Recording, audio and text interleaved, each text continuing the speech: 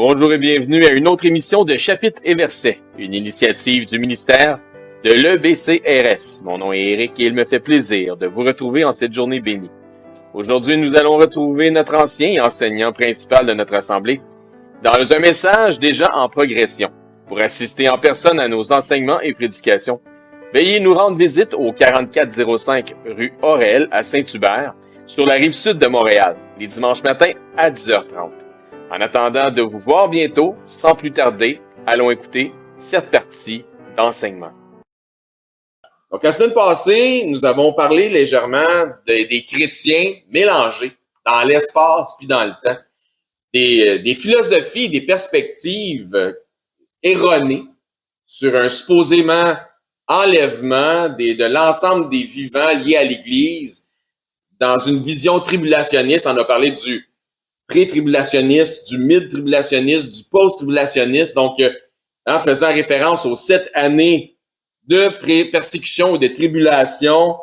Et il y a 3 niveaux de division dans la chrétienté sur ces champs. En fait, il y en a 4, mais il y en a 3 majeurs. Il y en a qui disent l'Église sera enlevée avant les 7 années de tribulation. D'autres vont dire non. Après les premiers 3 ans et demi, là c'est au milieu des tribulations. Donc, on va passer à travers certaines tribulations. Puis d'autres vont dire non, on passe à travers toutes les tribulations.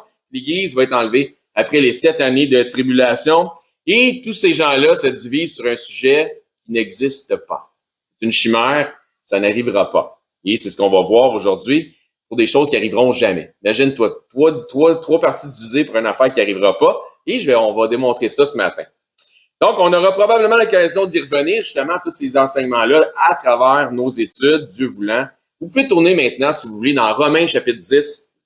On a aussi confirmé que grâce aux multiples routes romaines, on a parlé de ça la semaine passée, l'ensemble du monde connu de l'époque a pu être évangélisé jusqu'aux 4 coins du monde. Je ne sais pas si vous vous souvenez qu'on a parlé de ça. C'est exactement ce que Paul va nous confirmer ici dans l'épître, justement, aux Romains. Et en fait, ce qui se passait, on avait parlé de la Pax Romana, qui était une période de paix romaine, où il y avait les routes, tous les chemins menaient à Rome, mais aussi tous les chemins partaient de Rome, puis allaient quelque part d'autre. Donc, il y avait des haltes routières, il y avait l'Empire romain, la protection de l'Empire romain. Donc, pour ceux qui avaient la nationalité romaine, comme Paul l'avait, c'était un moment ultra propice pour aller évangéliser partout dans le monde connu de l'époque. Parce que tous les chemins, au final, ramenaient à Rome. Donc, Romains 10, 16, Paul dit, « Mais tous n'ont pas obéi à la bonne nouvelle. Aussi, Isaïe dit-il, Seigneur, qui a cru à notre prédication? » La prédication de quoi? Ben, la bonne nouvelle. Exactement ça. Hein? Tous n'ont pas obéi à la bonne nouvelle. Prédication, on va rester dans le contexte. Verset 17. Ainsi, la foi vient de ce qu'on entend, et ce qu'on entend vient de la parole de Christ, ou de la parole de Dieu, selon les versions, c'est la même chose. Donc, la foi vient de ce qu'on entend vient de la parole de Christ via la prédication de l'évangile de Jésus-Christ. Il faut croire au message, n'est-ce pas?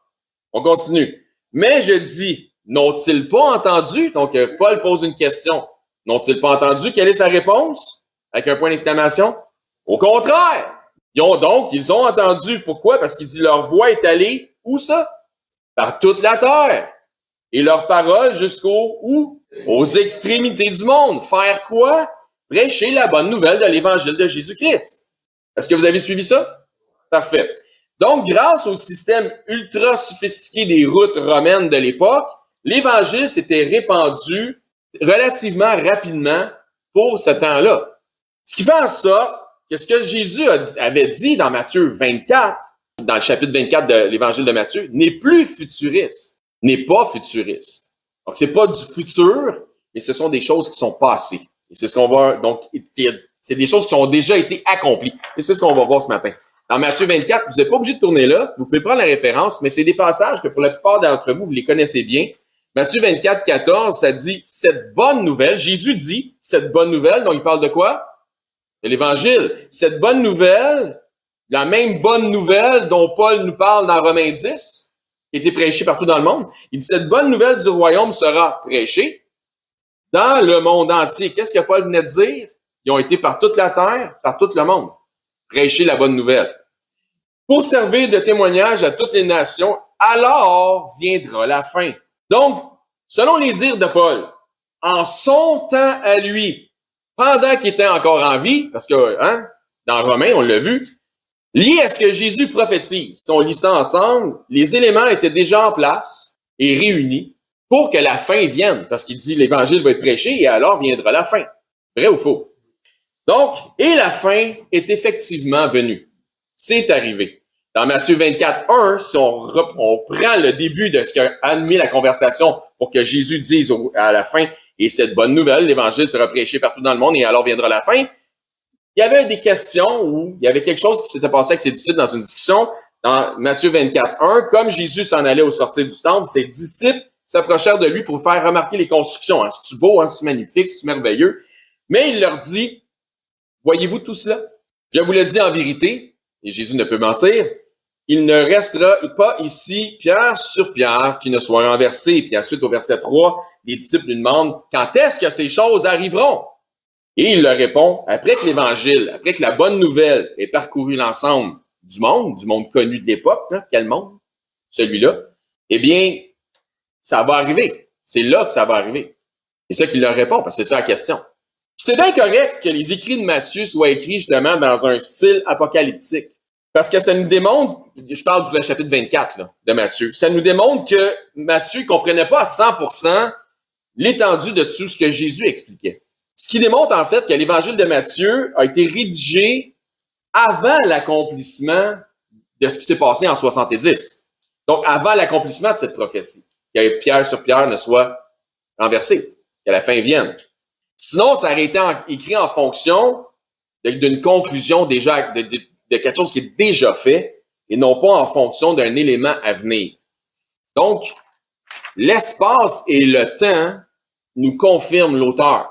Ne laissez pas des pseudo-experts en théologie essayer de vous convaincre que les évangiles ne sont pas authentiques en disant « Ah ouais, mais Matthieu, ça a été écrit en 110 ou à 115. » Non, ça a été écrit avant 70. Dieu est l'auteur et il est le protecteur de sa parole. Il n'y a pas pire que quelqu'un avec un doctorat en théologie pour mélanger les autres. Parce que le diplôme donne une notoriété. Ça fait du sens. Et ça donne aussi une illusion de crédibilité absolue. Ce n'est pas le cas. Le meilleur des experts, c'est celui qui se trompe le moins souvent, mais il se trompe tout. Donc, les gens ont tendance à prendre pour du cash, du content, tout ce qu'un diplômé en théologie peut bien leur dire. Et je vous dirais ceci. Voici mon avis. Ne vous laissez pas influencer par quelque position ou quelque statut que ce soit, incluant, même si il s'agit de moi, sans évaluer tout vis-à-vis ce que Dieu dit dans sa parole et de ne retenir que ce qui est bon. Ça a du sens? Laissez-vous pas influencer parce qu'il y a un diplôme, parce que c'est ça. On a le même Dieu, on a le même livre. C'est bon? Donc, juste, faites vos devoirs et allez vérifier ce que Dieu dit dans sa parole. Donc, soyez sages, gardez votre sens critique, les amis. Il faut demeurer biblique et non pas verser vers des doctrines qui sont des hérésies de type sectaire. Donc, on doit être avisé, sage et s'assurer. On comprend ce qui est dit là. De ceci étant dit, je ne dis pas que tous les diplômés en théologie sont mauvais. Non, mais ce que je dis, c'est que plusieurs d'entre eux sont, par contre, contaminés par des fausses théologies qui se transposent éventuellement en fausses doctrines. La plupart des théologiens communs, fiers de leur diplôme, sont tellement convaincus de tout savoir qu'il y a avec eux aucune possibilité de les aider à réévaluer leur position et leur perspective doctrinale. Ils savent déjà tout, ils ont tout appris, il y a un diplôme qui le prouve. C'est plat. Je dis ça parce que la plupart des diplômés en théologie sont des érudits qui sortent des collèges bibliques, des soi-disant pasteurs maintenant, etc. Et ces gens-là, pour la majorité, enseignent inversement de ce que je suis en train de vous enseigner présentement. Donc, ce que je suis en train de vous partager. Pour eux, le discours du mont des Oliviers est encore majoritairement futuriste. Donc, tu as trois théologiens. Tu as un qui est pré-tribulationniste, qui va dire il va y avoir un enlèvement de l'Église avant les tribulations. Tu as un autre théologien qui va dire moi, je suis mid-tribulationniste, donc l'enlèvement de l'Église va arriver dans le milieu des tribulations. Tu en as un troisième qui va dire non, théologien toujours avec un diplôme. Non, l'enlèvement de l'Église va arriver après les tribulations. Les trois sont complètement dans le champ. Ça arrivera pas. Ça arrivera pas. OK? Alors que l'histoire nous enseigne clairement, l'histoire, les faits historiques, lorsqu'on reste dans des contextes historiques, Les faits nous enseignent clairement que les événements qui se sont déjà produits font partie du passé. Et les événements qui sont rapportés dans Matthieu 24 se sont produits majoritairement vers l'an 70. On parle pas de pré-post-mid, c'est fini, c'est passé. Donc, ils sont diplômés, ils sont spécialistes, mais à côté de la plaque parce qu'ils ont été contaminés par des enseignements populaires, mais erronés. Donc, encore une fois, éprouvez tout, mais ne retenez que ce qui est bon. Parce que plusieurs de ceux qui enseignent mal les contextes de Matthieu, chapitre 24, sont quand même très bien intentionnés. Je suis pas en train de le dire qu'ils sont mal intentionnés, ils sont mal informés. Et ils n'ont pas fait de devoir comme il faut. Et ils ont parfois une bonne perspective et de bons enseignements sur l'ensemble des autres choses qui sont bibliques. Là. Je les enlève pas ça. Là. Ceci étant dit, on va parler aussi de choses historiques aujourd'hui. On va tomber dans l'histoire de la chrétienté, on reste là-dedans. Les premiers chrétiens ont été persécutés par les Juifs, par l'élite religieuse de Jérusalem. Éventuellement, c'est Néron César qui, à Rome, s'en est pris à eux, qui les a persécutés. Vous vous souvenez, on a parlé de ça. Il les brûlait comme des torches humaines pour allumer ses jardins, faire ses parties. Néron a été destitué. Il est mort. Éventuellement, il meurt. Pas longtemps après la mort de Néron, c'est la prise de Jérusalem qui a été aussi brûlée. Le temple a été brûlé et qui a été détruit. Entre l'an 63 et l'an 66, il y a une paix difficile entre Rome et Jérusalem. Ça commence à chauffer un peu. Les Juifs sont en retard sur leur tribut, sur leurs impôts. Il y a en Judée un procurateur romain qui a été mis en place par Néron, nommé Lucius Albinus. Et lui est là, sa position va être entre l'an 62 et l'an 64. Et ça, si on se souvient, entre 62 et 64, c'est quoi le chiffre qui va là? 63, puis ça, c'est 7 ans avant 70. Vous me suivez? Parfait.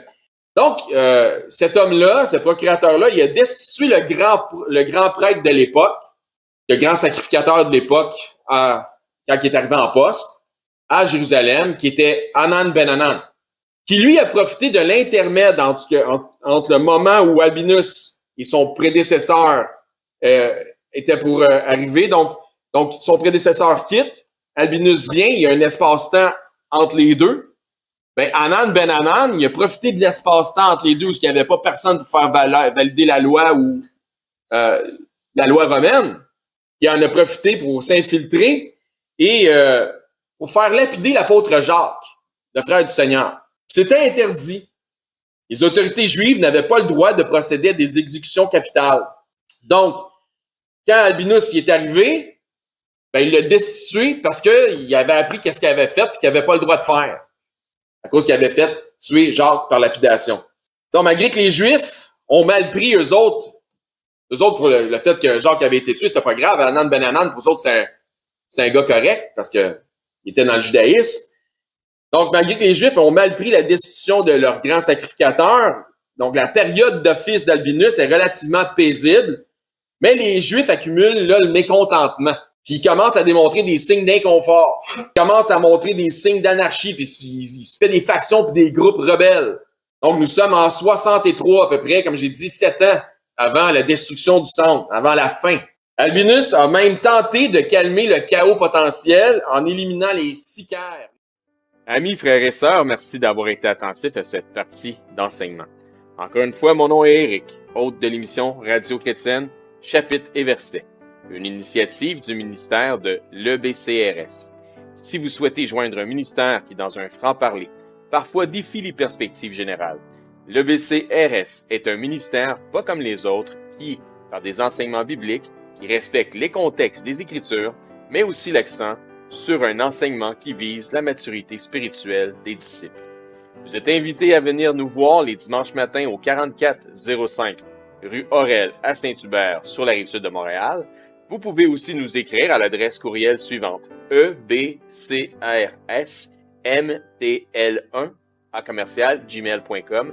Je répète, ebcrs-mtl1@gmail.com. C'est tout le temps que nous avions pour ce segment d'émission. Nous vous disons à la prochaine et que Dieu vous bénisse abondamment dans la mesure où vous obéissez à sa parole en la mettant en pratique. Bonne journée.